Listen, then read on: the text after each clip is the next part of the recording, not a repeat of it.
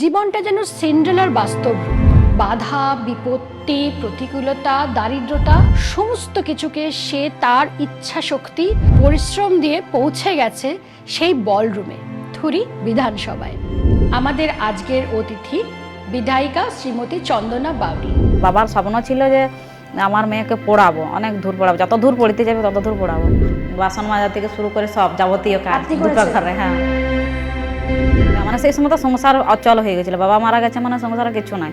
মানে আমি ভোটে জিতার পর প্রথম কলকাতা এসেছি। প্রত্যেকটা মেয়ের মধ্যেই মানে বিভিন্ন রকম শক্তি আছে। আমি কখনোই ভাবিনি যে আমাকে বিজেপির টিকিট দিবে বা আমি জিতবো। মানে আমাকে যত দূর পাঠানো হয়েছে, ঝাড়খণ্ড পর্যন্ত আমি সংগঠন করে এসেছি। ঝাড়খণ্ড হঠাৎ করে আমি এমএলএ হয়ে গেলাম। হঠাৎ করে আমি রাজনীতি সম্পর্কে আমার অভিজ্ঞতাই হলো নয়, অথচ আমি এমএলএ হয়ে গেলাম। কিন্তু সেরকমই তো হয়, আমরা দেখি।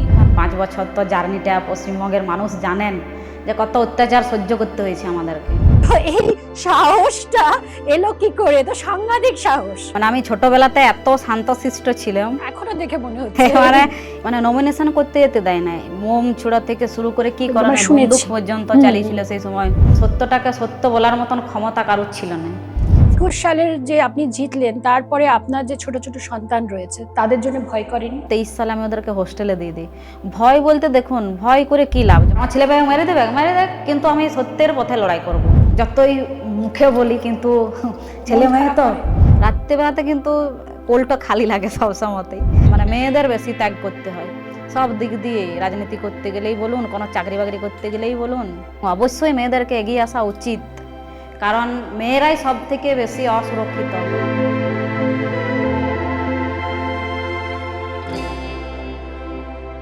Welcome to celebrating her story. আমাদের আজকের অতিথি বিধায়িকা শ্রীমতী চন্দনা বাউরি। চন্দনা বাউরির জীবনটা যেন সিন্ড্রেলার বাস্তব রূপ।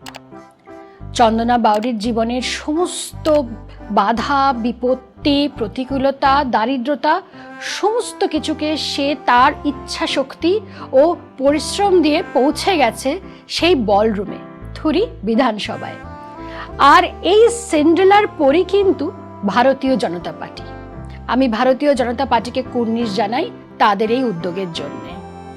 একটা ছোট্ট ডিসক্লেমার, এটা কিন্তু কোনো পলিটিক্যাল ব্লগ নয়।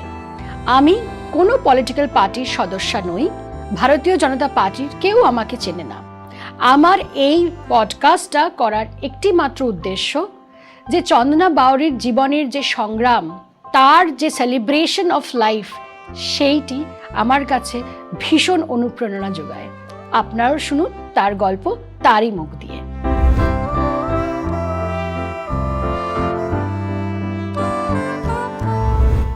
নমস্কার।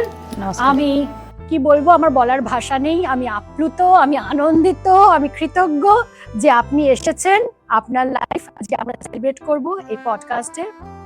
প্রথমেই জানবো ম্যাডাম, আমরা ভাবি যে পলিটিক্সে যারা আসে, যেরকম আমরা দেখি সব ঝাঁ চকচকে ব্যাপার, যাদের হাতে অনেক টাকা আছে, প্রতিপত্তি আছে, প্রতিষ্ঠিত, তারাই বুঝে আসতে পারে।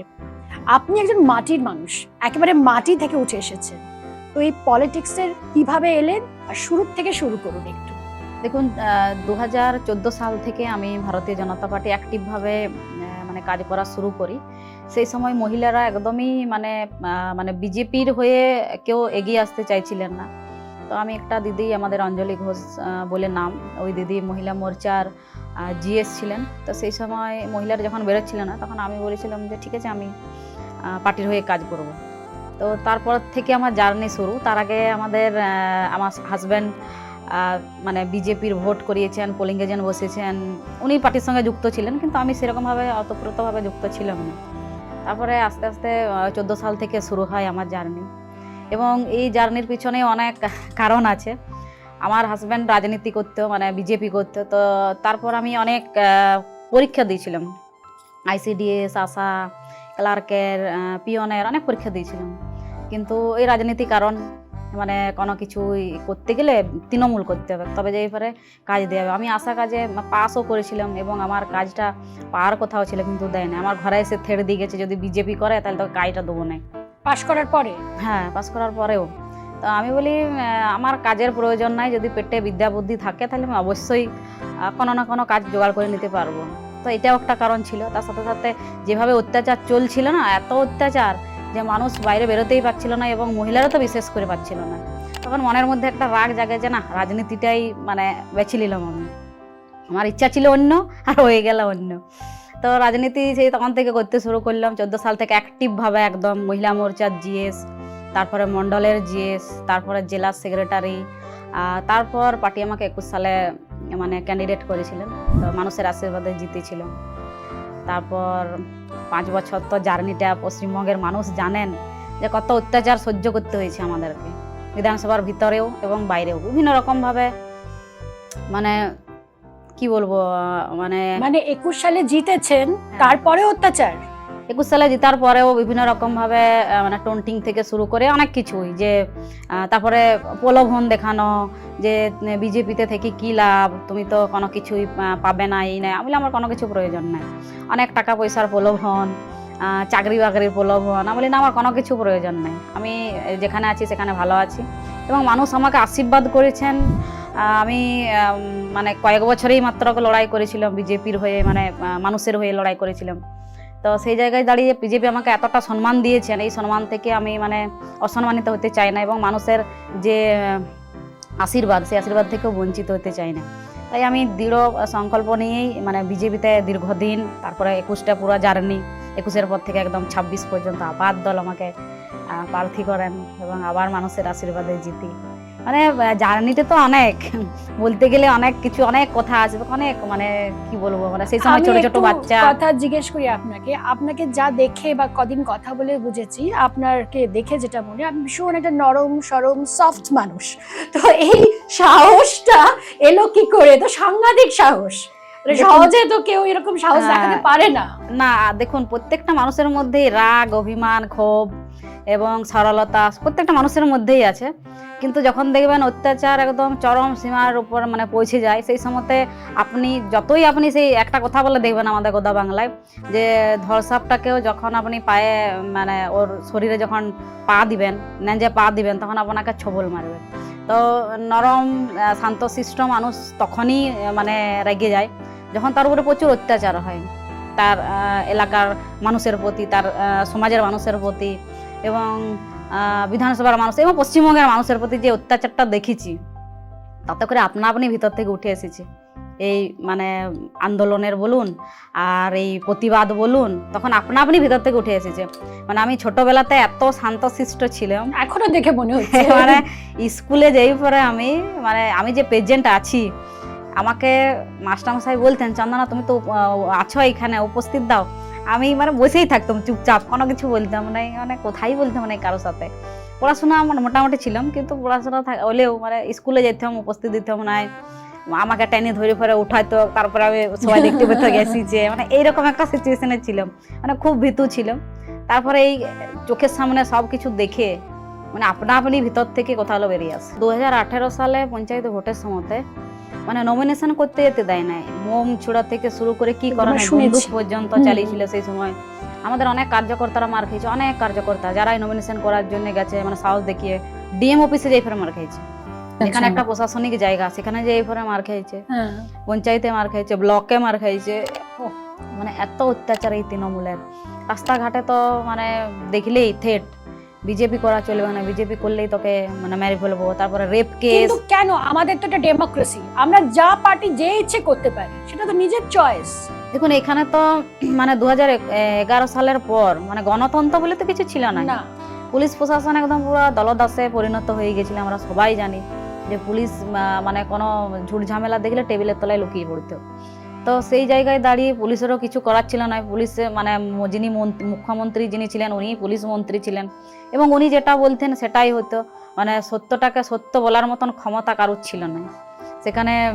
পুলিশ বলুন, ডিএম বলুন, বিডিও বলুন, আইসি বলুন, ওসি বলুন, যেই বলুন না কোনো প্রশাসনিক আধিকারিক যারাই ছিলেন, তারাই কিন্তু ভীত সন্ত্রস্ত, হয় তাদেরকে ট্রান্সফার করে দেওয়া, নাহলে সাসপেন্ড করে দেওয়া। এরকম অনেক ঘটনা আপনারা দেখতে পাবেন পশ্চিমবঙ্গ জুড়ে হয়েছে। মানে গণতন্ত্র বলে কিচ্ছু ছিল না, গণতন্ত্রটাকেই একদম শেষ করে দিয়েছিল, গলা টিপে হত্যা করে দিয়েছিল। আর যার জন্যই আমাদের এই লড়াই। 21 সালের যে আপনি জিতলেন, তারপরে আপনার যে ছোট ছোট সন্তান রয়েছে তাদের জন্য ভয় করেনি? তারা তো স্কুলে যায়, বাড়ি থেকে বেরোয়। হ্যাঁ, তখন আমার ছেলেটা একদমই ছোট ছিল, মাত্র 4 বছরের, এবং মেয়েগুলোও ছোট ছোট। তো ঘরে শ্বশুর শাশুড়ি আছে, তো তারা দেখতো। এবং সামনেই স্কুল, আমাদের গ্রামে একটা স্কুল আছে, প্রাইমারি স্কুল, আর রাজামেলাতে একটা স্কুল আছে, সেখানে আমার মেয়ে দুটোই পড়তো। তো তারপর যখন 2-3 বছর গেল, 23 সালে আমি ওদেরকে হোস্টেলে দিয়ে দিই। ভয় বলতে দেখুন, ভয় করে কী লাভ? যখন কোনো একটা জায়গায় ধরুন যদি আমাকে জঙ্গলে বাস করতে হয়, তাহলে পশু পাখি সাপ যারাই থাকবে তাদের সঙ্গে লড়াই করে আমাদেরকে বাঁচতে হবে। মানে শেষে জঙ্গল। হ্যাঁ, মানে এটা উদাহরণ দিলাম আর কি। সেই পশ্চিমবঙ্গটা একটা সেরকমই জায়গা ছিল, একটা একদম কয়েদখানার মতন। তো সেখানে থাকতে গেলে যে যেরকম তার সঙ্গে সেই রকম ব্যবহার করেই থাকতে হয়। মানে আমাদের গোদা বাংলায় বলে যেটা যেমন কুকুর সেরকম মুগুর।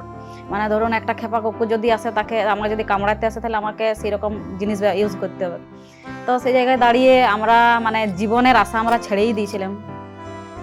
জন্ম যখন নিয়েছি, মৃত্যু তো হবে কি অবশ্যই। তো তার জন্যই আমরা মানে এগোতে পেরেছিলাম যে আমার ছেলে মেয়ে মেরে দেবে, কিন্তু আমি সত্যের পথে লড়াই করব। মেরে দেবে কোনো কিছু আসা যায় না, মেরে দেয় মানুষের জন্য, জানবো যে আমি তো কিছু করে গেছি, আমার ছেলেকে বা আমার মেয়েকে বলিদান দিয়েছি। ডিটারমিনেশন, মানে বিশাল ব্যাপার সেটা, এটা ভাবনা। দেখুন মানে হ্যাঁ, আমার মেয়েরা যখন স্কুল থেকে বাড়ি ফিরতে হোক, অনেক সময় তাদেরকে বলা হয়েছে ধর এরা এমএলএ এর মেয়ে বটে। মানে তখন আপনি এমএলএ হয়ে গেছেন? হ্যাঁ, তখন এমএলএ হয়ে গেছি। তারপরেই আমি ওদেরকে হোস্টেলে দিয়ে দিলাম এই কারণেই, কারণ মেয়ে বড় হচ্ছে। তারপরে কার মনে কি আছে, মানে তৃণমূল মানে বুঝতে পারছেন কি রকম দল, মানে এত জঘন্য নোংরা একটা দল, যারা মানে মানুষকে মানুষ বলে কোনোদিনও গণ্য করে না। তো তার জন্য আমি হোস্টেলে দিয়ে দিই। মানে যত কষ্ট হোক, আমরা নিজেরা এমনিতেই মার ভাত খাই, তবুও মানে সারাদিন আমরা খাই না খাই বলে আমাদেরকে হোস্টেলে দিতে হবে। দিয়ে হোস্টেলে দিয়ে দিলাম, 3টাকেই হোস্টেলে দিয়ে দিয়েছিলাম। এখন আপাতত সবাই হোস্টেলে আছে। ওই যতই মুখে বলি, কিন্তু ছেলে মেয়ে তো, হ্যাঁ ছেলে মেয়ে তো, ওই জন্যেই মানে তাদের মানে ভালো থাকার জন্যেই কিন্তু হোস্টেলে দিয়ে দিয়েছিলাম, যাতে করে কিছু না হয় বা ভালো থাকে তারা, তাদের উপর যেন আঁচ না আসে। আমি রাজনীতি করছি ঠিক আছে, আমি মরে যাব, কিন্তু যতই মুখে বলি যে আমার ছেলে মেয়েকে মেরে দিলেও আমি মানে রাজনীতি করে যাব, তবুও মনে হয় না আমার সন্তান সন্ততি, ওই জন্য হোস্টেলে দিয়ে দিয়েছিলাম। আপনার ব্যাকগ্রাউন্ড দেখতে গেলে আপনি একেবারে মাটি কেটে উঠেছেন, মাটি তুলেওছেন এক সময়।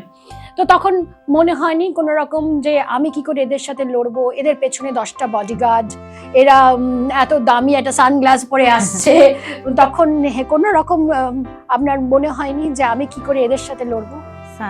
সানগ্লাস বললেন তো, চশমা মানে দামি, আমি বললাম যেটা বিশাল দামি, আর সেখানে আপনি মাটি তুলছেন, মানে আপনি তো করেছেন 21 সালের পরেও। মানে আমরা যদি চশমা পরি না, সেটা দেখেও অনেকের মানে কটূক্তি। মানে কিছুদিন আগেই আমার মানে চোখে ওই কনজাইটিভস হয়েছিল, চোখ লাল হয়ে গেছিল, ফুলে গেছিল, দেখতে পাচ্ছিলাম না, এখনো পর্যন্ত ধাপসা দেখছি। মানে 1 সপ্তাহ 2 সপ্তাহ হয়ে গেল প্রায়, এখনো ধাপসা দেখছি। তো সেই সময় ওইটা একটা মানে শোকা রোগ, মানে আমার দেখলে পরে আরো কারো হয়ে যায়। নিশ্চয়ই। তো আমার ছেলের হয়েছিল, হোস্টেলে থাকতে, হোস্টেল থেকে এলে ওর হয়েছিল, তারপর আমার হওয়ার পর ওর হয়ে যাবে আমার হয়েছে। তো সেই জন্য আমি একটা কালো চশমা পরেছিলাম। তো অনেকে অনেক কথা বলেছে, বাবা 2বারের এমএলএ বলে চশমা পরেছে, মানে কত ফুটানি, কি বলবো, এমএলএ হওয়া তো বিশাল ব্যাপার। হ্যাঁ মানে ফুটানি, কিন্তু আমি যে কি জন্য পরেছি সেটা কেউ দেখলো না, মানে ভিতরটা দেখলো না, উপরটা দেখে অনেকে অনেক কথা বলে। যদি আমি একদিন একটা ভাড়া নিয়ে এসেছিলাম, যেদিন আমাদের মুখ্যমন্ত্রীর নাম প্রস্তাবের জন্য আমাদেরকে ডাকা হয়েছিল যে কে মুখ্যমন্ত্রী হবে, আসুন আপনারা প্রস্তাব দিন, 207 জনের মধ্যে কে হতে পারে, আপনারা প্রস্তাব দিন। তো সেই দিন এসেছিলাম, একটা ভাড়া গাড়িতে এসেছিলাম। ভাড়া গাড়িতে আসার পর একজন বলছে, বাবারি এখনই গাড়ি নিলে?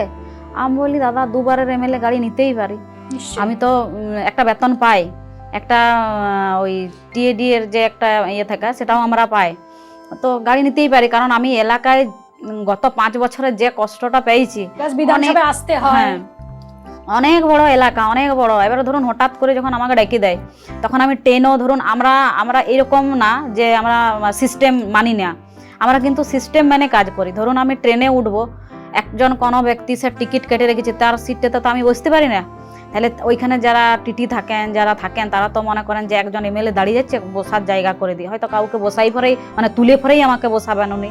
তো এইরকম মানসিকতা আমার নাই। আমি যদি টিকিট কাটি তাহলে আমি বসি, আর যদি টিকিট না কাটি তাহলে আমি কিন্তু বসি না, আমি দাঁড়ায় দাঁড়ায় যাবো তাও ভালো, বরং দরকার হলে আমি যাবোই না। তাহলে হঠাৎ করে ডাকলে আমাদেরকে কিন্তু গাড়ি ভাড়া করে আসতে হয়। ধরুন কালকে সকালে প্রোগ্রাম আছে, আমাকে রাত্রেবেলাতে গাড়িতে করে আসতে হয়, তাহলে তখন গাড়ি ভাড়া নিতে হয়েছে। এত 2021 সালে এত গাড়ি ভাড়া করে আমি এসেছি এখানে। প্রথম তো কিছুই জানতাম না, মানে আমি ভোটে জিতার পর প্রথম কলকাতা এসেছি। কলকাতা কোনোদিন আসেনি, কোনোদিনও আসেনি, শুধু ওই বাপের ঘর, শ্বশুর ঘর, আর যখন বিয়ে হয় নাই তখন ওই ঘর, স্কুল আর টিউশন, এটুকু করেছি।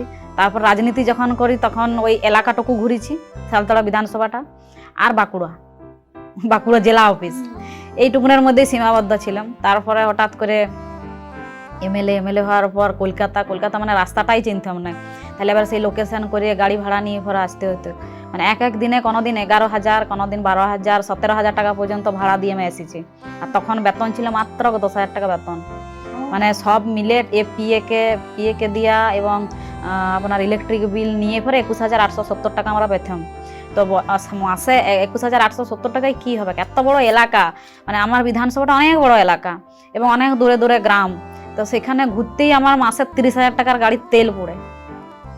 তো সেই জায়গায় দাঁড়িয়ে মানে ওনাকে অনেক কথা বলেছে, কিন্তু কি করব, একটা ভাড়া গাড়ি নিয়েছি, ধরুন প্রত্যেক মাসে ভাড়া লাগতে হবে এবং ড্রাইভারকে দিতে হতো 8,000 টাকা, এখনও দিতে হয়।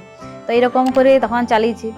এবং যেটা বললেন আমার কাজের কথা, আমি অনেক কাজ করেছি।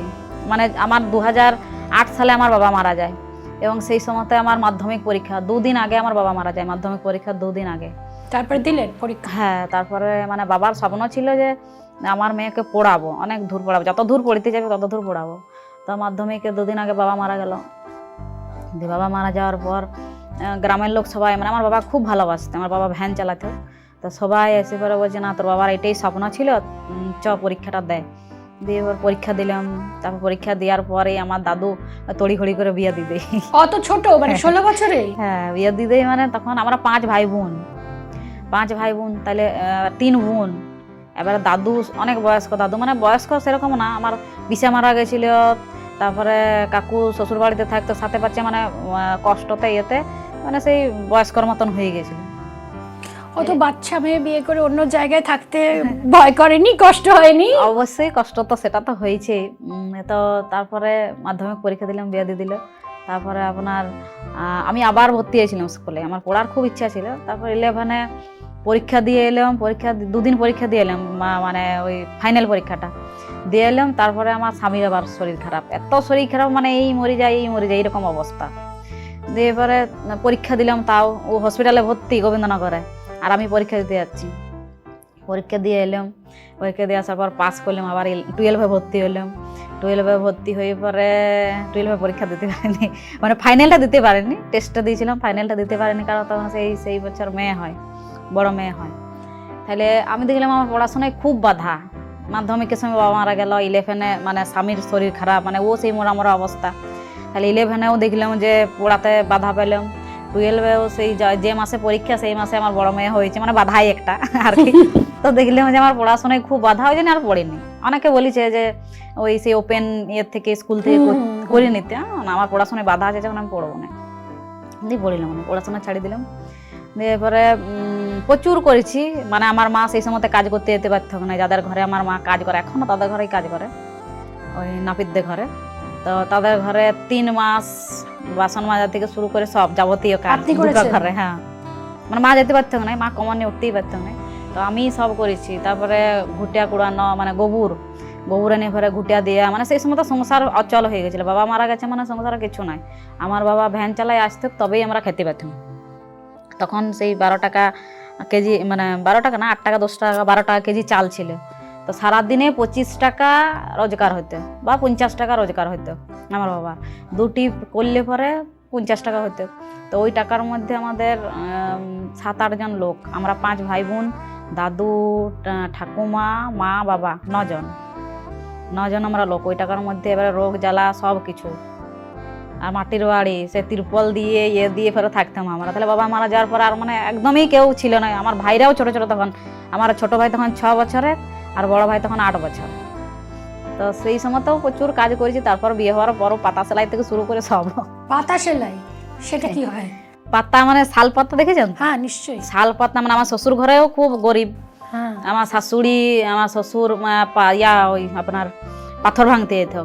পাথর? পাথর ওই কালো কালো পাথর হয় না হ্যাঁ হ্যাঁ খাদানে, হ্যাঁ খাদানে। হ্যাঁ সেটা পাথর, ভীষণ কষ্টের কাজ। হ্যাঁ হাম্বরা করে ভাঙতো। এখন তো অনেক মেশিন টেশিন হয়ে গেছে, তখন তো কিছু ছিল না। সেই পাথর ভাঙতো, তারপর সেটা আমি দেখিনি তখন, আগে অনেক আগে। তারপর আমি যাই পরে দেখলাম আমার শাশুড়ি পাতা তুলে এনে পরে সেই পাতা সেলাই করে পরে সেগুলো রোদে শুকাই পরে সেগুলো আবার পাথরে জাকা দিয়ে বেঁধে কুড়িটে করে বান্ডিল করে তারপরে বিক্রি করতে, তারপরে টাকা আসতো। পাওয়া যেত তখন ওই 20 টাকা 100, 100 পাতা করলে 20 টাকা। তাহলে সারাদিনে কতগুলো করা যেত? সারাদিনে 1000টা সেলাই হতো। 1000 হলে কত টাকা হয়? ওই কত 100 টাকা হতো। সারাদিন কাজ করার পরে 100-200 টাকা হতো, 200 টাকা 20 টাকা 100 হলে 200 টাকা। আপনি তো আপনার স্বামীকেও সাহায্য করতেন হ্যাঁ, কাজে? তারপরে ছেলে মেয়েগুলো যখন হইলো তারপরে আমরা রাজমিস্ত্রি কাজ করতাম আমার হাজব্যান্ড। তখন তো প্রথম তো মেয়েগুলোর প্রচণ্ড শরীর খারাপ হতো, মানে এত সর্দি কাশি ব্রঙ্কাইটিস হয়ে যেত। মানে ধরুন ঘরের কাজ সব কিছু করতাম, শাশুড়ি যেহেতু জঙ্গলে পাতা তুলতে সারাদিন, বিকেলবেলায় ঘর আসতো, তাহলে সেই পাতা সেলাই করা, পাতাকে মেলা, সেগুলোকে কুড়া, সেগুলো জাকা দিয়া সব, এবং ঘরের যাবতীয় কাজ রান্না বান্নার থেকে শুরু করে সব। তাহলে ছেলেপেলে মানে আরও বেশি শরীর খারাপ হয়ে যেত, সর্দি কাশি জ্বর সব হয়ে যেত। তো মাসে 2-3 বার করে গোবিন্দনগর ভর্তি করতাম, 2-3 বার। তাহলে মানে টাকা পয়সা থাকতো কেই নাই। তারপরে দেখলাম যে যখন একটু বড় হলো, ছেলেটা একটু বড় হলো, ছেলেটা তখন 6 মাসের, তখন ওকে বস করে রেখে আমরা মিস্ত্রি কাজ করেছি। 2টো মেয়ে যখন ছোট ছোট তখনও কাজ করেছি। আপনিও করেছেন? হ্যাঁ, আমাদের যে প্রধানমন্ত্রী আবাস যোজনাগুলো সেই সময় দেওয়া হচ্ছিল 18-19 সালে, তখন যত আমাদের গ্রামে যতগুলো ঘর পেয়েছিল তাদের ঘরগুলো সব আমরা করেছিলাম দুজনাতে। সকালে ভোর উঠে পরে রান্না করে নিতাম, সকালে ভোর উঠে পরে 3-4টার সময় উঠে রান্না কমপ্লিট করে পরে তারপরে কাজে লেগে যেতাম। দিয়ে পরে ওই 12টা সময় ছেড়ে দিতাম বিকালবেলায় রাজনীতি। যদি সকালে রাজনীতি মানে করতে তখন বাবা, মানে সকালে রাজনীতি এটা কি মানে বিধায়িকা হওয়ার পরের কথা বলছেন? না, এটা বিধায়িকা হবার আগে। আচ্ছা, মানে রাজনীতি সংগঠনটাও করতাম প্লাস কাজও করতাম। যদি আমরা তো নিজেরা ঠিকা লিয়েছিলাম ধরুন, তাহলে যখন খুশি আমরা ছেড়ে দিতাম, যখন খুশি আমরা কাজটা শুরু করতাম। মানে নিজেরাই যেহেতু করতাম, নিজেরাই মানে ঠিকা লিয়েছিলাম। ছোট ছোট কথা বড় কাজ তো লয়, ধরুন 2টো রুম 1টা বারান্দা, এগুলো ছোট ছোট কাজ। বড় বিল্ডিং এর কাজগুলো ঠিকা লিতাম অন্য কারোর সঙ্গে ঠিকা নিয়ে পরে করতে। তখনটা তো বাইরে যেতে হতো, অন্য গ্রামে যাই, অন্য গ্রামে কিন্তু আমি যাইনি, আমার নিজের গ্রামেই করেছি। তো এরকম করে চলতো আর কি। আমি আপনার সম্পর্কে অনেক ইন্টারভিউ দেখেছি, পডকাস্ট শুনেছি, পড়াশোনা করেছি আপনাকে ডাকার আগে, তাতেই আমি মুগ্ধ ছিলাম। আজকে আপনার সামনে বসে আপনার কথা শুনে আমি এটা রিয়েলাইজ করছি যে আমরা যারা শহরে থাকি আমরা কিছুই তো জানি না। আপনি একটু বলুন যে 2021-এ আমরা খবরের কাগজ পড়েছি, নিউজে দেখেছি যে সাংঘাতিক রকমের গ্রামের দিকে পোস্ট পোল ভায়োলেন্স হয়েছে, তখন আপনি বিজেপির বিধায়িকা আর আশেপাশে সব আপনার অপোজিশনে। তো আপনি ওই সময়টা কি করে পার করলেন? 3 সন্তান নিয়ে আপনি সন্তানদের তো হোস্টেলে পাঠিয়ে দিয়েছেন, নিজে তো ছিলেন। 23 সালে পাঠিয়েছি হোস্টেলে, কিন্তু নিজে তো ছিলেন, কি করে সার্ভাইভ করলেন? 23 সালে হোস্টেলে দিয়েছি, কিন্তু তার আগে 2 বছর আমার কাছেই ছিল। 2 বছর তো দেখতে হয়েছে। নিজে সকালে ঘরে রান্না করে দিয়ে বেরোতাম। সকালে পার্টি অফিসে যেতেন? হ্যাঁ, পার্টি অফিস এবং এলাকায় ঘোরা। এবং আমার বড় মেয়ে যে আমাকে প্রচুর হেল্প করেছে। ধরুন আমি সকালে রান্নাটা করে দিয়ে যেতাম, কিন্তু দুপুরে রাতে তারা কি খাবে? ওই আমার তখন 11 বছরের মেয়ে, মানে যত লোকজন আসতো আমার ঘরকে তাদেরকে জল দেয়া, বসতে দেওয়া থেকে শুরু করে, এবং ওদের নিজেদের খাবার দাবার রান্না করা, খাওয়া নিজেরাই, 3 ভাই বোন, আমার শ্বশুর শাশুড়ি, এবং লোকজন এলে তাদেরকেও একটু আধটু দেয়া। তো সেইটা পুরোটাই আমার বড় মেয়ে করতে আমি যাওয়ার পর। মানে আমার বড় 11 বছরের মেয়ে? হ্যাঁ, 11 বছরের মেয়ে। 2 চালের হাঁড়ি নামাতে হোক, 2 চালের হাঁড়ির ভাত নামাতে হোক, ঢালতে হোক, রান্না করতে হোক, সব। মানে আমার মায়ের শিক্ষা নেওয়ার, কেন আমার নিজের একটা 11 বছরের ছেলে আছে, সত্যি আমি তাকে গিয়ে আজকে বলবো সত্যি শিক্ষা নেওয়ার মতো। আমার বড় মেয়ে মানে আমার নিজের, মানে আমার মা এতটা করে নাই, ও যেটা করেছে, মানে আমার ছেলেকে স্নান করানোর থেকে শুরু করে তাকে খাওয়ানো, তাকে ঘুম পাড়ানো, সব নিজে। ও মানে আমি তো মা, আমি মানে তখন মা ছিলাম না, ওই মা ছিল। আমার ছেলেকে চান করানো, খাওয়ানো, স্কুলে পাঠানো, সব ও। আর জামা কাপড় থেকে পরানো, সব ও মায়ের দায়িত্ব পালন করেছে ও। আর আমি রাজনীতি করেছি। আর করলেন কি করে ওই সময়? আপনি ওখানে সার্ভাইভ করলেন কি করে? সেই সময় দেখুন মানুষের আশীর্বাদ প্রচুর ছিল, মানে আমার এলাকার মানুষ মানে খুবই ভালো মানুষ, সুশিক্ষিত মানুষ পুরাটাই।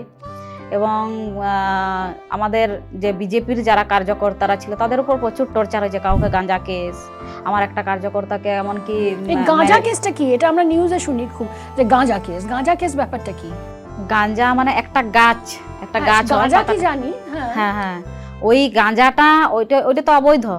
তো সেইটা হয়তো তার ঘরে রেখে দিল, বা তার মোটরসাইকেলে রেখে দিল, বা গাড়িতে রেখে দিল, সেইটা পুলিশ এনে পরে ধরায় তাকে একটি কেস দিয়া যে এই গাঁজা ব্যবসা করে। আচ্ছা, গাঁজা ব্যবসা করে। হ্যাঁ, তাহলে ওইটা একটা অবৈধ কাজ। যেমন মদ ব্যবসা বা আর্মস রাখা, এগুলো তো অবৈধ। তো আর্মস কারো ঘরে ঢুকিয়ে দিল, তাকে আর্মস কেস, গাঁজা কেস, রেপ কেস, এরকম কেস দিয়েছে। তারপরে আমাদের একটা ছেলে, আমার নিধিরামপুর বলে একটা গ্রাম আছে, তো এই ছেলেটাকে মেরে গাছে টাঙিয়ে দিয়েছিল। আমার বুথ প্রেসিডেন্ট ছিল, এমনকি আপনার সে গাছে টাঙিয়ে দিয়েছিল, মানে ঘরের সামনে বড় গাছে। হ্যাঁ, ওই লাইভটা মানে আমরা তো ধরুন ফেসবুকে ইউটিউবে আমরা এতটা অ্যাক্টিভ হলো আর পারিও না, মানে ফেসবুক চালাতেও ঠিকঠাক পারি না। তো সেই সময়তে আমি ফেসবুক লাইভ করে দিয়েছিল, ওইটা দিয়ে পরে ফেসবুকটা আমার উড়ে যায়, মানে সেই গাছে ঝুলছে সেই সময়তে লাইভ চালাই দিয়েছিল। তো ওদের ঘরের সামনেই মানে একটি সন্তান তার মায়ের, তো তাকে মেরে পরে টাঙা দিয়েছিল। এমনকি হাতগুলো এরকমভাবে বাঁধা ছিল, এই জায়গাতে বাঁধা আছে, এইখানে হাত বাঁধা আছে, পা দুটো এরকম করে জড়ানো বাঁধা আছে। তাহলে কি করে বলবেন যে ওইটা ও নিজে নিজে গলায় দড়ি লিয়েছে? কেউ হাত পা বেঁধে গলায় দড়ি নিতে পারে কি? তো তাকে মেরে পরে টাঙায় দিয়েছিল। বিশাল লম্বা চওড়া ছেলে, কি সুন্দর দেখতে, রাজপুত্তর মতো। অনেক কীর্তি। না, আমরা আন্দোলন করেছিলাম, বড়িটাকে আটকে দিয়েছিলাম, তার জন্য আমি কেসও খাইছি, এখনো কেস চলছে। আমি নাকি মানে পুলিশকে সহযোগিতা করিনি। তো একটা ছেলেকে মেরে দিয়েছে, সেটাকে বলছে না নিজে নিজে সুইসাইড করেছে। তো সেই সময় তো ওই রকমই জামানা ছিল, কারণ ওই যে বললাম গণতন্ত্র কিছু ছিল নাই, পুলিশকে যা বলতো পুলিশ সেটাই শুনতো। তো তার মাও এখনো পর্যন্ত মানে চাই যে ওই কেসটা রিওপেন হোক, আমরাও চাই এবং সেই গ্রামবাসীও চাই কেসটা রিওপেন হোক। এবং আমি আমাদের মুখ্যমন্ত্রী, পুলিশ মন্ত্রীকে বলবো যে কেসটা রিওপেন করা হোক।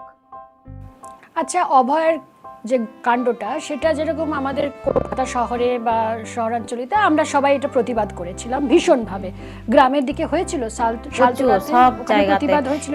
একটা স্কুলে ওই অভয়ার নিয়ে পরে প্রতিবাদ করাতে, ওই আপনার আমডাঙ্গা বলে একটা গ্রাম আছে, না আমডাঙ্গা না, ওইটা হচ্ছে আপনার ডুমুরিয়া বলে একটি গ্রাম আছে। সেখানে স্কুলের প্রাইমারি স্কুলের মাস্টাররা ওনারা মানে রাস্তায় নেমেছিলেন বলে সেই মাস্টারকে থেট দেওয়া হয়েছে। আমরা তো ওই দিকের মানুষ, ধরুন আমরা প্রত্যেকটা জায়গাতে শুধু রাজনীতিগতভাবে না, সাধারণ মানুষও রাস্তায় নেমে পরে আন্দোলন করেছিলেন, কিন্তু তৃণমূল সেই সময় থেট দিয়েছিল। স্কুলের যে বাচ্চারা যারা আন্দোলন করতে রাস্তায় নেমেছিল তাদেরকে থেট দিয়েছিল, মাস্টারকে থেট দিয়েছিল। এতটা নির্লজ্জ বেহায়া এই তৃণমূল।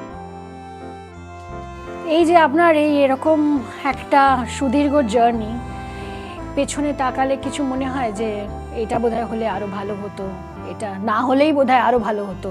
আমরা 2021 সালে জিতেছি, কিন্তু মানে মানুষের যেটা চাইছিলেন, কিন্তু সাধারণ মানুষ বুঝেন যে যারা বিরোধী দলে থাকে তাদের মানে দেখেছেন তো তারা, মানে বিধানসভার ভিতরে তো কোনো লাইভ টেলিকাস্ট হতে না, তাহলে মানুষ এমনিতে দেখতে পেত না, কিন্তু বাইরে যখন আমরা সাংবাদিকদের সামনে এসে পরে বলতাম, সেটা মানুষ শুনেছিলেন এবং দেখে, তার জন্যই তো এত বড় জয়। মানুষ বুঝতে পেরেছিলেন যে এরা তো মানে লড়াই করছে, এবং আমাদের লড়াইটা তো ওপেন লড়াই ছিল, আমরা সামনে যেই পরে লড়াই করতাম, কিন্তু সাধারণ মানুষ নিজের মনের মধ্যেই নিজেদের সঙ্গে লড়াই করতো যে এই সরকারটাকে ফেলা উচিত, এই সরকারের অনেক বার বেড়ে গেছে। তো এই সরকারকে তার জন্য ধুয়ে মুছে সাফ করে দিয়েছে একদম। আর এই যে জেতা এই বছরে কিরকম লাগলো? অবশ্যই মানে কি বলবো, প্রত্যেকটি মানুষের মানে আমার বিধানসভা, আপনি তো আগেরবারও জিতেছিলেন, কিন্তু এবারে তো বিপুল জয়, আপনাদের সবার জয়। তার জন্য প্রত্যেকটি মানুষ মানে পশ্চিমবঙ্গ সহ আমার বিধানসভার প্রত্যেকটি মানুষের চরণে নতমস্তকে প্রণাম। কারণ যদি না পশ্চিমবঙ্গে বিজেপি আসত, তাহলে পশ্চিমবঙ্গ থাকতো না, পশ্চিম বাংলাদেশ হয়ে যেত। এর আগে আমরা দেখেছি রাজারহাট, মুর্শিদাবাদ, তারপরে আপনার বসিরহাট, হিঙ্গলগঞ্জ, এই জায়গাগুলোতে দেখিছে কি অত্যাচার নাই করেছে। তারপরে আপনার আরও বিভিন্ন জায়গাতে প্রচুর অত্যাচার হয়েছে, সেগুলো মানে কামদুনি, বকটুয়ের ঘটনাটা দেখুন, শর্ট সার্কিট বলে চালিয়ে দিলে একটা ঘরের এতগুলো করে মানুষ মারা গেল, সেগুলো শর্ট সার্কিট বলে চালিয়ে। সেখানে আমরা গিয়েছিলাম অনেক এমএলএ, আমরা মনে হয় 66 জন এমএলএ আমরা সেখানে গিয়েছিলাম, 3টে বাসে করে গেছিলাম আমরা, সিকিউরিটি সহ আমাদের গেছিল। তো এদের অত্যাচারের মানে চরম সীমায় পৌঁছে গেছিল, যার জন্য মানুষ একদম ধুয়ে মুছিয়ে সাফ করে দিয়েছে। তো মানুষ বুঝেছিলেন যে পরিবর্তন প্রয়োজন, এবং এখন দেখছেন যে আরো এত কিছু মানে টাকাতে উই লেগে গেছে। স্কুলে খবরে স্কুলে বিছানা পাওয়া যাচ্ছে, খারাপ লাগছে, গা রিরি করছে, কলেজের মধ্যে বিছানা মানে ভাবা যাচ্ছে না। তারপরে আপনার ঘরের মধ্যে সুড়ঙ্গ করে ফেলেছে, রাজপ্রাসাদ একদম। মানে এই টাকাগুলো কোথা থেকে পেয়েছে? এগুলো তো সাধারণ মানুষের টাকা, একদম গরিব মানুষের টাকা, যাদের ওই একটা চাকরি বিক্রি করেছে, যারা মানে তৃণমূল যারা চাকরিটাকে কিনেছে, বিক্রি করেছে, টাকা দিয়ে 1.5 লাখ 2 লাখ টাকা দিয়ে, 15 লাখ 20 লাখ টাকা দিয়ে যারা চাকরিটা নিয়েছে, সেই সব মানুষগুলোর কত কষ্ট বলুন দেখুন। যারা আজকে টাকা দিয়ে পরে চাকরি করছিলেন তাদেরও কষ্ট, এবং যারা মানে টাকা পয়সা দিতে পারেননি, যারা পরীক্ষায় পাস করেছিলেন তাদেরও কষ্ট। মানে এই তৃণমূলের জন্য প্রত্যেকটা মানুষ কষ্টে আছে। যারা টাকা দিয়েছিলেন তারাও কষ্টে আছে, যারা পরীক্ষায় পাস করেছিলেন তারাও কষ্টে ছিল। এখন সেই সব মানুষগুলোই তো আজকে ক্ষমতায় নিয়ে এসেছেন আমাদেরকে। চন্দনা বাউরি নিজের ভবিষ্যৎকে কিভাবে দেখে? ভবিষ্যতের পরিকল্পনা কিছুই নাই, রাজনীতি আরো 20 বছর যতদিন বাঁচবো আর কি রাজনীতির মধ্যেই থাকতে চাই। কারণ আমাকে যদি কেউ বলে রাজনীতি ছেড়ে দিতে, আমার মাথায় আগুন ধরে যায়। আপনাকে দেখে এত শান্তশিষ্ট মনে হচ্ছে, আগুন তো কোথাও দেখতে পাচ্ছি না। আমি যখন রেগে যাই তখন কিন্তু আপনারা হয়তো দেখেছেন সেই ভোটের দিনে ইভিএম নিয়ে যখন আমি রেগে যাই, কিন্তু কারো বাবা লই, আমার নিজের বাবারও থাকতো না তখন। আচ্ছা, এত সব গুরুগম্ভীর কথা থেকে একটুখানি একটা লঘু কথায় আসি, সেটা একটা মেইলি প্রশ্ন। আপনার মাথায় আমি দেখছি যে প্রচুর চুল, যেটা সব মেয়েদের প্রশ্ন। এটা কি গ্রামের হাওয়া না প্রকৃতির মানে নেচারের সঙ্গে থাকার? না, অবশ্যই কি কিছু চর্চা আছে আলাদা? না, আমি মানে আমার না স্কিনে কিছু ইউজ করি, না চুলে কিছু, মানে যে শ্যাম্পু পাই সেইটাই মাথায় লাগাই। প্রথম তো আমরা তো ছোটবেলাতে তো ওই মাটি দিয়ে মাথা ঘষতাম, তখন তো আমাদের কি বলবো, আমাদের তো সংসারের কথা তো আপনি বলে দিলেন মাটি দিয়ে মাথা ঘষতে। এইবারে কিন্তু দেখবেন ওইখানকার মাটি ডিব্বা করে বিক্রি হচ্ছে খুব, যে অমুক গ্রামের মাটি লাগাও মাথায়। একটা মাটি মানে এখনো পর্যন্ত অনেক মানুষ এখনো পর্যন্ত মাটি, খুশকি হলে বলে যে মাটি ইউজ করলে চলে যায়। তারপরে মাথায় নোংরা হলে, উকুন হলে পরে আপনার ওই মাটি ইউজ করলে পরে চলে যায়। তো আমরা তখন তো সাবান শ্যাম্পু এইসব কিছু ইউজ করতেই পাইনি, ওই মাটি মাথায় মাখতাম। আর বাটি সাবান, মানে ওই সেই কি বলে এটাকে, কি সাবান বলে, বাটির মতন একটা সাবান পাওয়া যেত, খার জাতীয় একটা সাবান, তো সেই সাবানটাই মাখতাম। আর এখন ওই যা সাবান পাই তাই, এবং যা শ্যাম্পু পাই তাই, ও ক্লিনিক প্লাস শ্যাম্পু কোনো কিছু মানে আমি না মুখে কিছু মাখি, না মাথায় কিছু মানে এক্সট্রা কিছু লাগাই। আমাদের সবারই চুল আছে, আমার মা, পিসি, আমার ঠাকুমা, হ্যাঁ বংশ পরম্পরায়। আমার বাবার কোকড়ানো চুল, আমার মামার কোকড়ানো চুল, এবং খুব সুন্দর। আমার ভাইদেরও সেম, আমার বোনদেরও, সবাই অনেকটা করে চুল। আমার মেয়ের আবার আমার থেকে বেশি, এতটা চলে এসেছে। আচ্ছা চন্দনা, আপনি বলুন যে আমার যেটা নিজের পার্সোনালি মনে হয় যে মহিলারা মাল্টিটাস্কিং বেশি ভালো করে, অনেক রকম কাজ, বাচ্চা মানে সংসারের সব কাজ হচ্ছে, বাচ্চা মানুষ দশদুর্গা, একদম দশভুজা। তো মহিলারা যদি রাজনীতিতে আসে, তো সেটা বেশি ভালো না পুরুষরা আসলে বেশি ভালো? আপনার কি মনে হয়? দেখুন, মানে আমাদের গ্রাম বাংলার দিকে বলি, মানে রাজনীতি সম্পর্কে সবার অভিজ্ঞতা নাই, মানে রাজনীতি কি জিনিস, এবং কোনটা ভালো কোনটা খারাপ, কারা ভালো বুঝাচ্ছে কারা খারাপ বুঝাচ্ছে, এইরকম মানসিকতা কিন্তু আমাদের গ্রাম বাংলার মানুষের মধ্যে মানে রাজনীতি সম্পর্কে মানে অভিজ্ঞতাই নাই। ভোট কি জন্য দেব আমরা, সেটাই তাদের মানে অভিজ্ঞতাই নাই। তো আমাকে রাজনীতিতে যখন দায়িত্ব দেওয়া হলো বিভিন্ন জায়গায় সংগঠনের জন্য, তো আমি প্রত্যেকটা জায়গায় বসে মহিলাদের একটা কথাই বুঝাতাম যে অন্যায়কে প্রশ্রয় দেওয়া যাবে না, যে কোনো অন্যায় দেখলেই কিন্তু প্রতিবাদ করা উচিত, এবং আমরা ভোটটা কি জন্য দেবো সেটাও কিন্তু মানুষের জানা প্রয়োজন। অনেকেই বলে আমি তো 500 টাকা পেলাম, আমি একটা ভোট দিয়ে দিই, এই ব্যক্তিকেই দিয়ে দিই, কিন্তু সেই পার্টি ভালো না কিন্তু তাকেই দিয়ে দিই, মানে এইরকম মানসিকতা এখনো পর্যন্ত অনেক মানুষের মধ্যে আছে। আমি বিভিন্ন জায়গায় ঘুরে তাদেরকে, মানে আমাকে যত দূর পাঠানো হয়েছে, ঝাড়খণ্ড পর্যন্ত আমি সংগঠন করে এসেছি। ঝাড়খণ্ড, হ্যাঁ, ঝাড়খণ্ডের সিন্দ্রি, তারপরে আপনার ওই বিভিন্ন জায়গাতে, নামগুলো এই মুহূর্তে মনে আসছে না, অনেকগুলো জায়গাতে মানে মিটিং মিছিল তারপরে বসে পরে আলোচনা সব কিছু করে এসেছি। তো আমি মহিলাদেরকে একটা কথাই বলেছি যে ভোটটা কী জন্য দিবেন এবং কী জন্যে এগিয়ে আসা উচিত, অন্যায় দেখলেই প্রতিবাদ করা উচিত। প্রত্যেকটা মেয়ের মধ্যেই মানে বিভিন্ন রকম শক্তি আছে, মা দুর্গার, মা কালীর, মা সরস্বতী, লক্ষ্মী, সবারই একটা করে মানে অন্তরের আমাদের নিজস্ব নিজের মনের মধ্যে মানে ভিতরে অন্তরাত্মার মধ্যেই আছে, সেইটাকে সময়ে সময়ে জাগিয়ে তুলুন। এবং অবশ্যই মেয়েদেরকে এগিয়ে আসা উচিত, কারণ মেয়েরাই সব থেকে বেশি অসুরক্ষিত। আমাদের যিনি মহিলা মুখ্যমন্ত্রী ছিলেন রাত 8টার পর বেরোতে বারণ করতেন, অথচ উনি নিজে বেরোন কিন্তু। অবশ্য উনি নিজে বেরোতেন এবং উনি একজন মহিলা এবং উনি নিজে পুলিশ মন্ত্রী। তো সেই জায়গায় দাঁড়িয়ে একজন মহিলা কি করে বলতে পারে যে না মহিলাদেরকে বাইরে বেরোনো উচিত নয়। আর একটা কথা ওনার ভাবা উচিত ছিল যে যে নার্স সিস্টার দিদিরা, ডাক্তার দিদিরা যারা আছেন তারা কিন্তু রাত্রেবেলাতেই ডিউটিগুলো করেন, তা না হলে একটা পেশেন্ট কিন্তু যে কোনো সময় মারা যেতে পারে। এই ভাবনা চিন্তা করে কথা বলা উচিত ছিল ওনার, তার জন্য ওনাকে একদম মানে দুই মুছে সাফ হয়ে গেছে। তো মহিলাদেরকে অবশ্যই এগিয়ে আসা উচিত, মহিলাদের ভূমিকা সব থেকে বেশি, কারণ নারী শক্তিকে আমরা পূজা করি এবং কোনো কিছুতেই নারীর শক্তি ছাড়া কিন্তু হয় না। একটা কোনো অনুষ্ঠান করতে গেলে দেখবেন কাউকে বরণ করতে হলেও একটা মেয়েকে প্রয়োজন, কাউকে মানে সব কিছুতেই কিন্তু মেয়েকে অবশ্যই প্রয়োজন। তো সেই জায়গায় দাঁড়িয়ে মহিলাদের ভূমিকা মানে অতুলনীয় এবং সব জায়গাতেই মহিলাদেরকে এগিয়ে আসা উচিত, মহিলাদেরকে স্বাবলম্বী হওয়া উচিত। যদি স্বাবলম্বী না হয় তাহলে যেমন মানে বিভিন্ন জায়গাতে মেয়েরা ইউজ হয়ে যায়, সেই ইউজটা কিন্তু মানে যদি স্বাবলম্বী হয় এবং রুখে দাঁড়ায় তাহলে কিন্তু এই ইউজটা হতে পারবে না। আমি একটা মজার কথা বলি যে একজন পুরুষ ধরুন সে রাজনীতি করছে, সে সারাদিন রাজনীতি করছে, তার বাড়িতে তার যে স্ত্রী সে তার জন্য খাওয়া দাওয়া সব ব্যবস্থা করে রাখছে বিকজ সে রাজনীতি করতে যাচ্ছে। কিন্তু যখন একজন মহিলা আপনার মতো সে রাজনীতি করতে যাচ্ছে, সে কিন্তু সংসার পুরো সামলেই যাচ্ছে। এই তফাৎটা, এই যে আমি বলছি যে এই তফাৎটা, তো মেয়েদের তো স্ট্রাগল অনেক বেশি একজন পুরুষ রাজনীতিবিদের থেকে। একজন মহিলা যেরকম আপনি আসছেন, আপনাকে ফোন করে দেখতে হচ্ছে আপনার বাচ্চা খেয়েছে কিনা, কি করছে, এটা আপনার মাথার ভেতরে রয়েছে। অথচ একজন পুরুষ রাজনীতিবিদ সে যখন বাইরে আছে, তার বাচ্চা কি করছে না করছে তার হয়তো তার স্ত্রী আছে, সে নিশ্চিন্ত আছে, তার স্ত্রী আছে। কিন্তু মহিলা হিসেবে, মা হিসেবে আপনার দায়িত্ব অনেক বেশি, ডবল দায়িত্ব, দুদিকে দায়িত্ব। এটা কি করে সামলালেন? দেখুন, এটা কি বলবো, মানে নিজের মনের জোর এবং মানুষের আশীর্বাদ। সারাদিন রাজনীতির মধ্যে থাকি, তখন তো সবার সঙ্গে কথাবার্তা, ঘোরাফেরা এবং বিভিন্ন রকম আলাপ আলোচনা হয়। রাত্রেবেলাতে কিন্তু পোলটা খালি লাগে সবসময়তেই।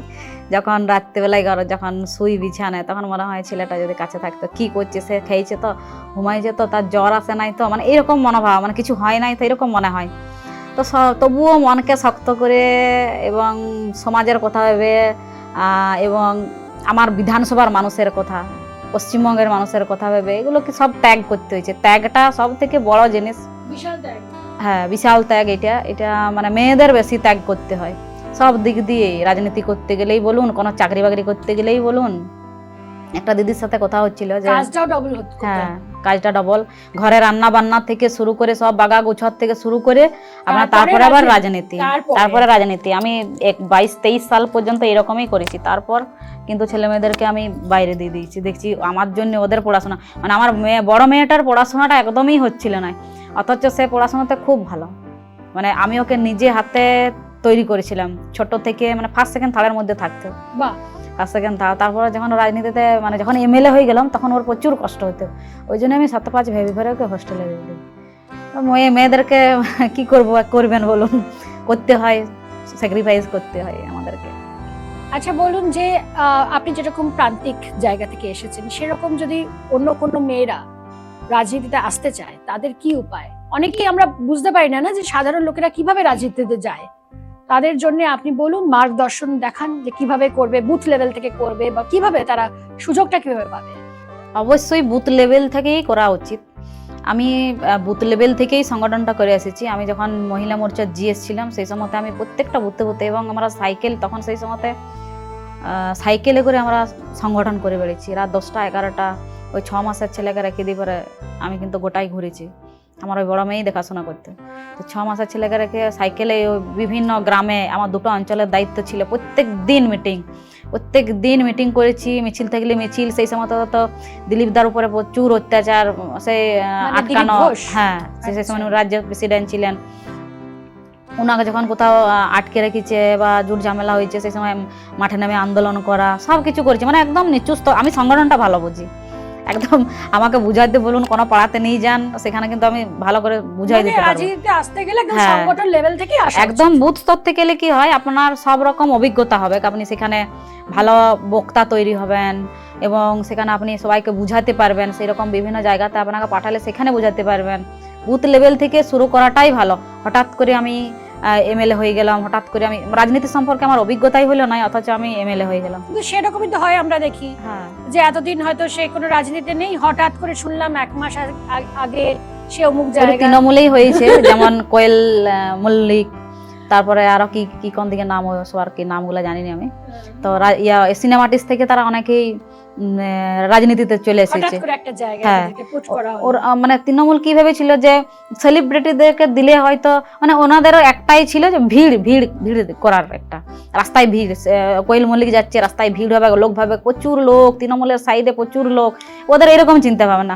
কিন্তু বিজেপির এরকম চিন্তা ভাবনা না। বিজেপি দেখছে যারা কাজ করেছে, যারা বুথ লেভেল থেকে সংগঠনটা করছে, যারা দীর্ঘদিন নিজেদের ত্যাগ করেছে, মানে সবকিছু ত্যাগ করে করে যারা এসেছে, সেই সব মানুষকে চুজ করেছে বিজেপি। এই দেখুন 207টা বিজেপির এমএলএ। আপনি কোনোদিন ভেবেছিলেন বিজেপি আপনাকে টিকিট দেবে? না, এটা কখনোই ভাবিনি, কারণ আমাদের মতন মানুষকে ভাবাও উচিত নয়। আমি কখনোই ভাবিনি যে আমাকে বিজেপির টিকিট দিবে বা আমি জিতবো, মানে এরকম চিন্তা ভাবনা মাথায় কোনোদিনই নিয়ে আসেনি। পেলেন টিকিট, তখন কি মনে হলো? মনে হলো যেন স্বপ্ন দেখছি। মানে স্বপ্নটাও বোধহয় দেখেননি আগে, মানে এটা একদম এই যে জিতটা হয়েছে না, এই যে পশ্চিমবঙ্গে আমরা ক্ষমতায় আসিছি, মানে আইসিছি এবং এত মার্জিনে আমরা জিতেছি, এটাও স্বপ্নের মতন মনে হচ্ছে যে সত্যি আমরা ক্ষমতায় এসেছি। তো মানে এখনো পর্যন্ত তৃণমূল যে অত্যাচারটা করছে, এখনো আমাদের রাজারহাটে 4 তারিখে একটা কার্যকর্তাকে কিন্তু মেরে দেওয়া হয়েছে, মেরে দিয়েছে 4 তারিখে 4 মে যে রেজাল্টের দিন, সেদিনে কিন্তু মেরে দিয়েছে। তারপর আরো অনেক এরকম খুন খারাপি হয়েছে অনেক জায়গাতে। আমার বিধানসভাতেও চলছে টুকটাক মারপিট, মানে তৃণমূলের লোক আমাদেরকে থ্রেট দিচ্ছে। হেরে গিয়ে তৃণমূল হেরে গেছে কিন্তু তবুও থ্রেট দিচ্ছে। কেউ বলছে তোরা তো ক্ষমতা এসেছিস, আমরাই রাজ করব, আমরাই এসে পরে এই করবো ওই করবো, অনেক কিছু বলছে। কিন্তু এটা বিজেপি, এখানে এতটা সহজ না ঢোকা। তো আমরা লড়াই করে যাচ্ছি এখনো। তৃণমূল মানে সেদিন একদিন বিধানসভায় বলছিলেন যে আমাদের কার্যকর্তা, তৃণমূল বলছেন যে আমাদের কার্যকর্তারা বাইরে আছে। তো সেদিনে শুভেন্দুদা বারণ করলেন যে বেশি কিছু বলার দরকার নাই, আজ প্রথম দিন। ওনাদেরকে বলতাম যে দেখুন মার খেয়ে ঘুম আছে কিন্তু মেরে পরে ঘুম নাই। তো যারা মেরেছে মানুষকে, যারা মিথ্যা কেস দিয়েছে, তারাই কিন্তু বাইরে আছে। আর আমাদের কেউ, কোনো কার্যকর্তা, কোনো সংগঠনের লোক কোনো দিন তৃণমূলকে থ্রেটও দেয়নি এখনো পর্যন্ত, বা তাদেরকে ঘর ছাড়াও করেনি। 4 তারিখ থেকেই পরেই তারা উধাও তারা উধাও হয়ে গেছে। তৃণমূলের লোক যারা মারপিট করেছে, চুরি করেছে, তারা ভয়েই চলে গেছে যে বিজেপি কিছু করতে পারে, কারণ তারা সেটা করে রেখেছে। তৃণমূল যেটা করে রেখেছে সেটাই তো তাদের মনের মধ্যে হবে। আপনাকে অনেক অনেক শুভকামনা। আপনি এরকমভাবেই সেলিব্রেট করে চলুন আপনার জীবনকে। আর আমরা একদম মুগ্ধ হয়ে রইলাম আপনার এই যে আপনি করছেন আপনার জার্নি বুথ লেভেল থেকে উঠে এসে, মানে ভীষণই ইন্সপায়ারিং। আমরা তো নিউজে শুনছি আর খবর পাচ্ছি, সেই থেকেই আমরা ভীষণ রকম এক্সাইটেড। আমি নিজে ভীষণ এক্সাইটেড যে এরকম মানুষকে একজন দাঁড় করিয়েছে। আপনি এই ব্যাপারে আরেকটু আমাকে বলুন যে যখন আপনি বিধানসভাতে এসে বসলেন, ধরুন আপনার পাশে তথাকথিত একজন খুব সেলিব্রিটি যে সেরকম, আপনি তার পাশেই বসেছেন, তো তখন নিজেকে মনে হয়নি যে আমি কিছু আলাদা, না মনে হয়েছে যে না আমাদের কনস্টিটিউশন বলে ইকুয়ালিটি, সো আমি ঠিক জায়গায় বসেছি, তারও যেটা বসার জায়গা আমারও সেটাই বসার জায়গা, আমরা দুজনেই জিতে এসেছি? অবশ্যই এরকমটা হয়েছিল। প্রথমে যখন আসি তখন তো খুব ভয় লাগছিল, মানে এত বড় একটা জায়গা, এত বড় একটা শহর, মানে যখন বিধানসভার ভিতরে ঢুকি কোন দিকে যাবো খুঁজে পাচ্ছিলাম না, 4 দিকে গেট, 4 দিকে দরজা, মানে তখন প্রথম একটু ভয় লাগতো। তারপর যখন শহরের লোকেদের থেকে ভয় পায় গ্রামের লোকেরা, যে ও বোধহয় ওদের কথা বলার স্টাইল আলাদা, ওদের চাল চলন সব সম্পূর্ণ আলাদা, এবং সেখানে কত পুলিশ, এইসব তো আমরা দেখে অভ্যস্ত না। আমরা হচ্ছি ওই সাদা সিধা সরল গ্রামের মানুষ, কাঁচা রাস্তায় চলা মানুষ, আমরা অত সব দেখিনি। ওই সব দেখে মানে চোখে ধান্দা লাগার মতন হয়ে গেছিল। তারপর যখন বিধানসভায় বসলাম, দেখলাম কিছুদিন গেল, তখন মনে হতো যে না, আমার বিধানসভার মানুষ তো আমাকে আশীর্বাদ করে পাঠিয়েছেন এবং বিধানসভায় আমাকে কিছু বলার জন্য, কিছু করার জন্য তো পাঠিয়েছেন। একদম। তো সেখানে আমাকে কিছু বলা দরকার, কিছু করা দরকার, কিছু এলাকাতে নিয়ে যাওয়া দরকার। তো সেই জন্য পড়াশোনা করতাম দেখে শুনে বুঝে পরে, যেটা মানে নিজে অভিজ্ঞতা করতে পেরেছি সেই রকমই আমি পড়াশোনা করতাম এবং কাজ চাইতাম, আমার বিধানসভা এটা চাই ওইটা চাই, এগুলো কিন্তু বিধানসভার ভিতরে করেছি। এবং একদিন এমন হয়েছিল 20শে জুন সবাই আমাদের ওই আমাদের শ্যামাপ্রসাদ মুখার্জিজির চরণে ফুল দিতে গেছেন এবং আমরাও গেছিলাম। তো আমরা ঘর যাব করে তাড়াতাড়ি সেদিনে চলে এসেছি। শঙ্কর ঘোষ আমাদের চিফ হুইপ এবং সত্যনারায়ণ মুখার্জি আর আমি 3 জন বিধানসভার ভিতরে আমরা আছি, আর কেউ নাই, বাদবাকি সব তৃণমূলের এমএলএ মন্ত্রী সবাই বসে আছে। তো আমাদের শঙ্করদা কিছু বলছেন, মানে একটা বিল নিয়ে কিছু বলছিলেন, উনি বাজেট নিয়ে কিছু একটা বলছিলেন, হয়তো মনে পড়ছে না আমার। তো সেই সময় তো ওরা এত চিৎকার করছে, শঙ্করদার কথাটা একদম মানে রেকর্ড হচ্ছে না। আমি তখন একা, মহিলার মধ্যে আমি একা, শুধু আমাদের বিজেপির 3 জন আমরা আছি, শঙ্কর ঘোষ, আমি, সত্যনারায়ণ মুখার্জি। আমি তখন গেলাম, একদম সামনে গিয়ে চলে গেছি, বলি শুনুন, এটা আপনাদের বিধানসভা না, এটা আমাদের বিধানসভা, বিরোধীদের বিধানসভা। বিরোধীরা বলবে, আপনারা শুনবেন এবং শুনে সেই কাজটা করবেন, আপনারা কিছু নিয়ে চিল্লাচ্ছেন। তখন আমাকে পুরো এখানে যত সাংবাদিক ছিলেন বলেছিলেন, তোমার এত রাগ। আমি যখন রেগে যাই না, কারো আবার না, রেগে গেলে রেগে যাই, মানে হয় মারি দেবো নাহলে মরে যাবো, এরকম আমার মনে হয়। তো সেই সময় স্পিকার বলছেন, চন্দনা এইদিকে এসো, এইদিকে এসো। দেখছে 21 সালে মার খেয়েছিলাম আমরা, তৃণমূল আমাদেরকে মেরেছিল। তো উনি ভাবছেন হয়তো চন্দনাকে ওরা উড়িয়ে এসে মারতে পারে, সেই রকমই সিচুয়েশন ছিল ভিতরটাতে। তো শুভেন্দু আমাকে মানে সেই সময়তে খুব বলেছিলেন যে তোমার এত রাগ, তুমি এত ইয়ে করেছিলে, খুব ভালো খুব ভালো। এবং যত আমাদের সাংবাদিকরা ছিলেন তারাও বলেছিলেন যে তোমার মানে রুদ্র মূর্তিটা দেখলাম। একটা কথা বলুন, অ্যাজ এ দর্শক আমাদের মনে হয় বিজেপি ভীষণ সিরিয়াস পার্টি। এখন প্রেজেন্ট যে চিফ মিনিস্টার, আমাদের যে চিফ মিনিস্টার, তিনি বলুন, মানে সবাই যখন সিরিয়াস মুখে সবসময় আলোচনা, সবসময় এই কাজ করতে হবে, ওই কাজ করতে হবে। তো বিজেপির যখন কোনো সবসময় ওদের যেরকম মিটিং হয়, ডেমোক্রেটিক ওয়েতে হয়, এই যে আপনি বলেন যে ভোটিং হয়, সবকিছুতে আপনাদের একটা ডেমোক্রেটিক প্রসেস আছে, সবকিছু বুঝলাম, খুব সিরিয়াস মিটিং হয়। কখনো কি এই ভেতরের মিটিং এ কেউ হাসে, কোনো মজা এরকম কিছু হয়? অবশ্যই এরকম দেখুন, সবসময়তেই মিটিং মিছিল এটা তো সবসময় ভালো লাগে না। এমনি নিজেদেরও মধ্যেও আলাপ আলোচনা হয় এবং হাসি ঠাট্টা অবশ্যই হয়। অবশ্যই আমাদের কোনো মজার ঘটনা বলুন। মজার ঘটনা কি বলবো, এই মুহূর্তে মজার ঘটনা মনেই পড়ছে না, মানে এই মুহূর্তে মনে পড়ছে না।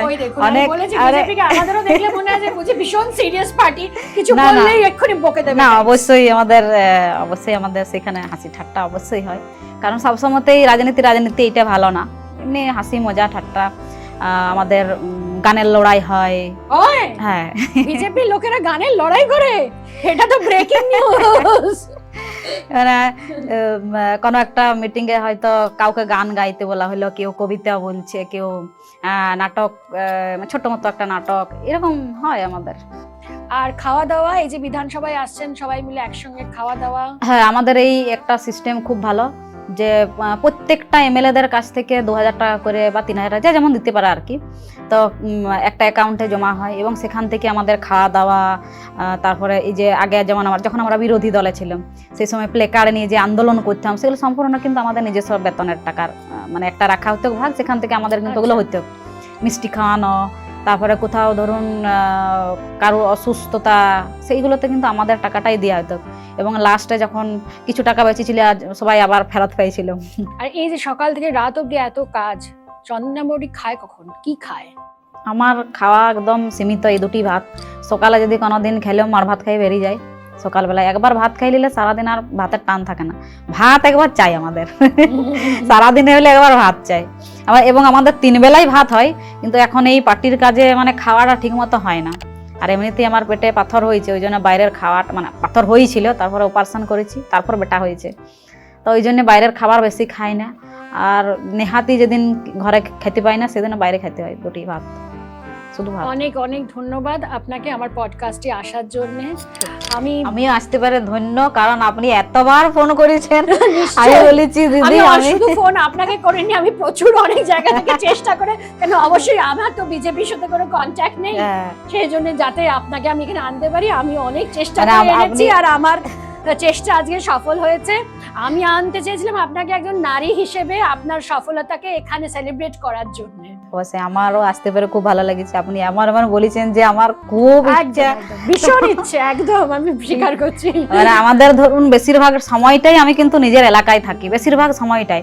যদি মানে খুব দরকার হয় তখনই আমি কলকাতায় আসি, নাহলে আমি চেষ্টা করি আমার বিধানসভা এলাকার মানুষের সঙ্গে থাকার, কারণ ওনারা সব সময় চান যে আমাদের বিধায়ক আমাদের পাশে থাকুক, আমাদের সঙ্গে থাকুক, আমাদের দুঃখ দুর্দশার কথা শুনুক। তো এই জন্যে এখন তো প্রচুর ঘরে ভিড়, এত লোক আসে, 300-350 লোক সকালবেলাতে, এবং রাত্রেবেলা রাত 12টা পর্যন্ত লোক থাকে। মানে ভোটের আগেও রাত 1টা, 1:30, 2টার সময়তে শুতেম, এখনো মানে কন্টিনিউ চলছে রাত 2টা। চেষ্টা করছি যতটা মানুষকে পরিষেবা দেওয়া যায় এবং মানুষের পাশে থাকা যায়, ভালো থাকবেন, যতটুকু পারি আরো ভালো থাকুন আর আরো ভালো কাজ করুন। অবশ্যই মানুষের আশীর্বাদ আছে, একদম আছে, অনেক অনেক। অবশ্যই। চন্দনা, আপনার জন্য একটা ছোট প্লাক আছে, যাতে আপনি আমাকে মনে রাখেন। আমি তো রাখবোই, কিন্তু আপনি ব্যস্ততার মধ্যে ভুলে যাবেন, সেই জন্য। আর একটা ছোট্ট প্লান্ট, সেটাও আপনার কাছে থাকবে, যাতে আপনি আমাকে মনে রাখেন। অবশ্যই। Thank you so much again for coming. শুনলেন তো সত্যিকারের সিন্ড্রেলার গল্প। সিন্ড্রেলা বলবো না জোয়ান অফ আর্ক? সত্যি আমার ভাষা নেই। এত ভালো একটা এপিসোড আপনাদের কেমন লাগলো অবশ্যই জানাবেন কমেন্ট বক্সে, আর অবশ্যই করে লাইক, শেয়ার অ্যান্ড সাবস্ক্রাইব। আবার বলছি, এটা কিন্তু কোনো পলিটিক্যাল পডকাস্ট নয়। It is about celebrating every woman's journey. ধন্যবাদ।